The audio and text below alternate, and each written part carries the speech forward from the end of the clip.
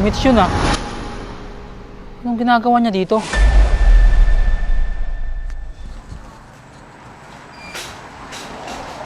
Brian, aalis muna ako saglit. May pupuntahan lang ako. Sige pa, Nay. Brian? Mitch? Anong ginagawa mo dito? Ha? Umalis ka nga dito! Nay! Umalis ka dito! Tay! Ano ba? Ang kapal din ng mukha mo. Pumunta ka pa dito? Dumating ka na pala. Dadalawin ko lang si Brian. Eh di sana, tinawagan mo na lang siya. Bakit? Hindi ko pa pwedeng dalawin yung anak ko? Baka mamaya, may makikita pa sa'yo dito. Kung ano pang isipin nila sa atin. Anong masama sa ginagawa ko? Alam naman ng lahat na hiwalay na tayo. Yun na nga eh. Ayokong may masabi ang ibang tao tungkol sa atin. Nay! Tay! Ano ba? Tama na nga yan. Bakit mo pinapaalis si tatay, Nay? Hayaan mo na anak. Wala naman siyang ginagawang masama. At isa pa, tatay ko pa rin siya. Kaya wala kang karapatan na paalisin siya.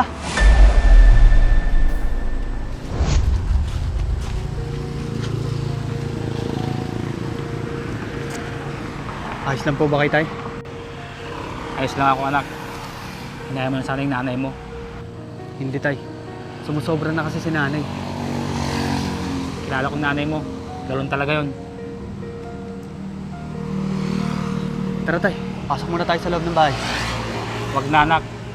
Dito na lang ako. Baka mamaya, alam mo na. Tay talaga tay.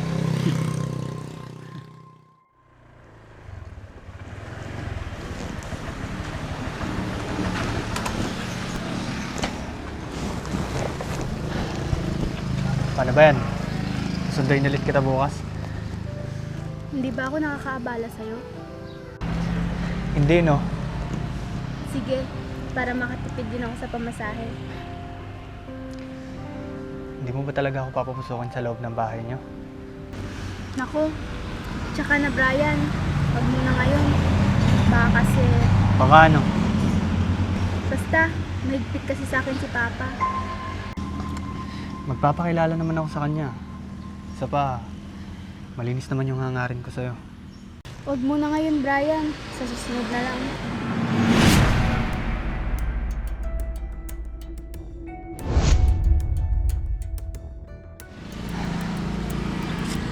Sige na nga. Sabi mo yan Paano ba yan? Alis na ako. Sige, mag-iingat ka. Mukhang napapadalas na magkasama silang lalaking to. Sige.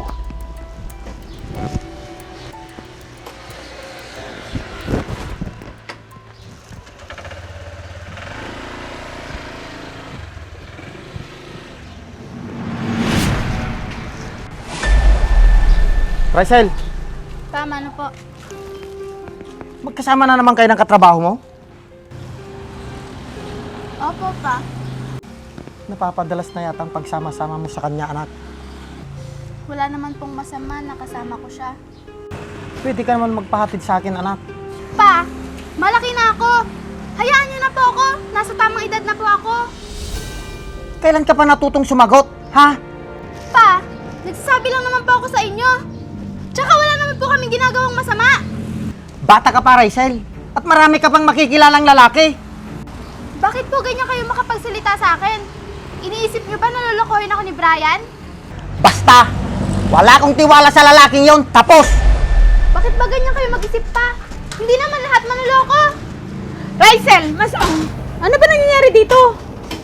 Ma, si Papa kasi walang tiwala sa akin. Anong walang tiwala? Ito kasing anak mo. Pagsabihan mo yan.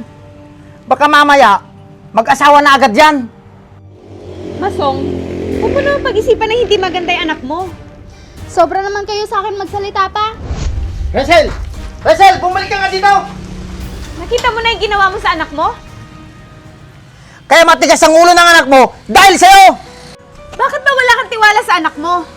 May tiwala ko sa anak natin. Pero sa lalaking yon, wala. Huwag mong itulad sa'yo ang ibang tao, Masong! Sinusumbutan mo ba ako, Ruby? Hindi! Sinasabi ko lang na mali ang iniisip mo!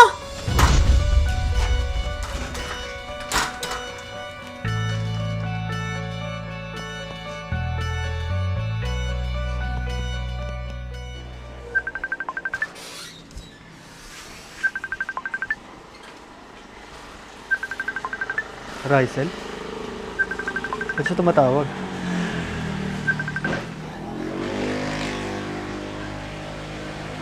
Umiiyak ka ba?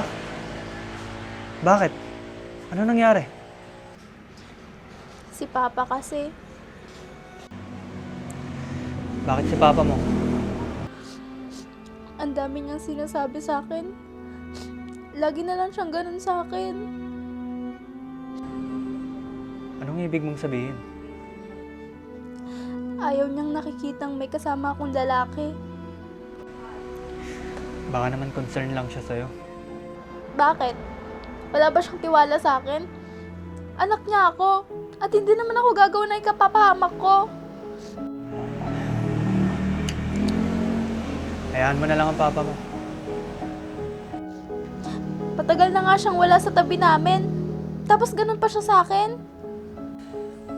Huwag mo na patulan ng Papa mo para hindi kayo mag-away. Nasasaktan lang kasi ako sa mga sinasabi niya sa akin. Ganyan talaga ang mga magulang. Hindi ka pa niya nakikilala, tapos ganun na siya agad. Sabi ko kasi sa'yo ipakilala mo na ako. Nako, ngayon pa, mainit na nga ang dugo niya sa'yo. Malay mo naman, di ba? Magustuhan niya ako pag nakilala niya ako. Parang hindi ko nakilala si Papa. Relax ka lang. Huwag ka na malungkot. Nandito lang ako lagi para sa'yo. Salamat. Mabuti na lang at nandyan ka. Gusto mo ba pasyal na lang tayo? Sunduin kita para hindi ka na malungkot. Sige, sunduin mo na lang ako dito. Magpaalam ka ng maayos. Sige.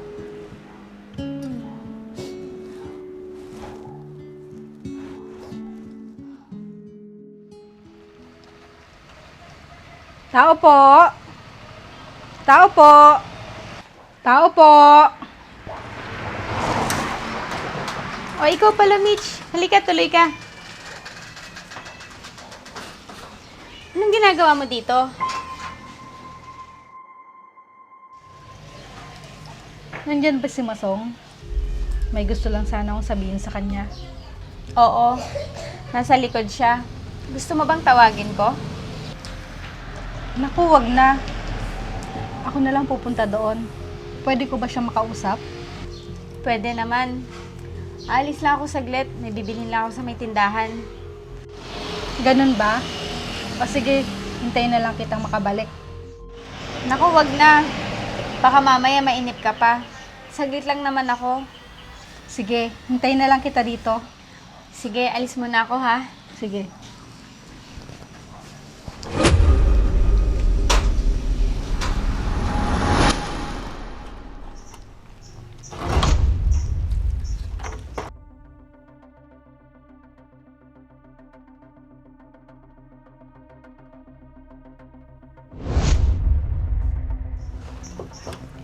Mahal, kala ko umalis ka na. Mahal, mamaya na yan. May ginagawa pa ako. Mahal, nakikiliti ako.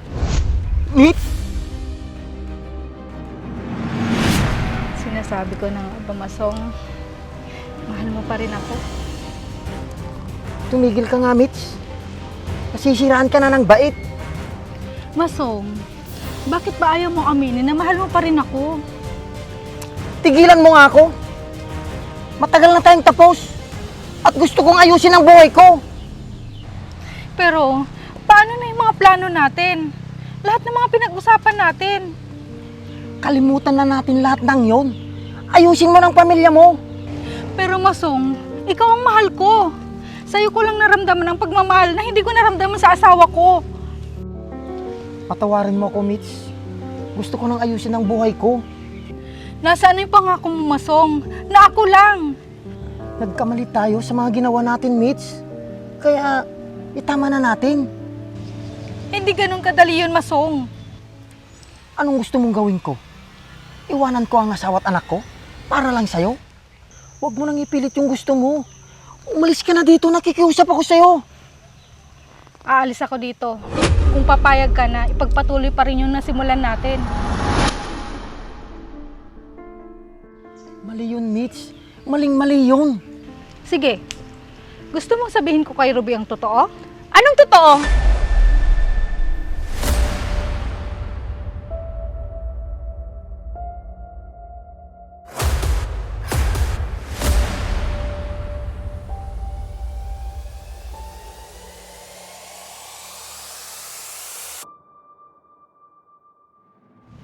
Ruby?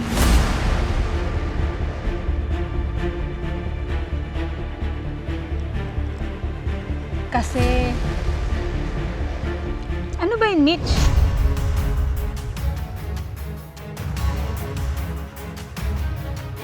Si Masong kasi... Ruby. Si Mitch kasi. Nanghiram sa akin ng pera. Wala daw siyang pambayad ng sasakyan niya. Totoo yun, Ruby. Gusto ko sanang humiram sa inyo. Na-short kasi ako ng pambayad sa sasakyan. Pero, huwag kayong mag-alala. Ibabalik ko din agad-agad. May mga pautang naman ako. Ganun ba? Akala ko kasi kung ano na yon. Oo, Ruby. Nanghiram kasi siya ng pera. Di ba? Oo, Ruby. Kung ano sabi ni Masong, ayos lang naman sa akin. Nako, pasensya na kayo. Nakakahiya tuloy. Ayos lang, basta meron. Di ba may pupuntahan ka, Mitch? Di ba nagmamadali ka? Ha? Bumili pa naman ako ng merienda natin. Sabi kasi niya kanina, nagmamadali siya. Kasi may kausap siya tungkol sa pinapagawa niyang sasakyan. Kaya yun, nagmamadali siya, Ruby. Ah, ganun ba? Sige, Mitch, balik ka na lang ulit para sa hinihiram mong pera. Sige, aalis na ako. Maraming salamat. Sige, mag-iingat ka ha.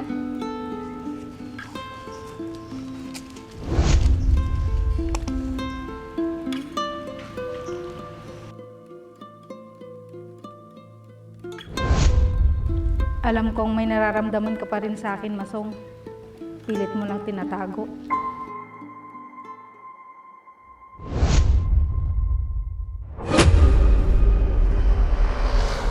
Si Mitch yun ah. Anong ginagawa niya dito?